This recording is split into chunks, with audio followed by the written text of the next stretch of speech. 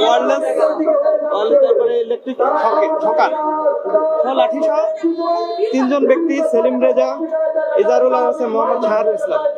দুজনে ওটি মেহেরপুরে, একজন বাড়ি আছে মুজিবনগর। আর একটা গাড়ি সহ এগুলো গাড়ির মালিকের নাম এখনো যাচাই করা হয় নাই। যার হেফাজত থেকে তার কাছ থেকে ডিটেলস নেওয়া হবে। আপাতত আমাদের কাছে নেই। সে বলছে মালিকের গাড়ি, এটা বলছে, এখন মালিক যাচাই হয়নি। এখানে আসলে ইলেকট্রিক শকার আর ওয়্যারলেস। যদি চাও টেস্ট, স্বাদ টমেটো সসই বেশ। এখন জব্দ হচ্ছে, জব্দ পরবর্তীতে এটা মামলার প্রক্রিয়াধীন আছে।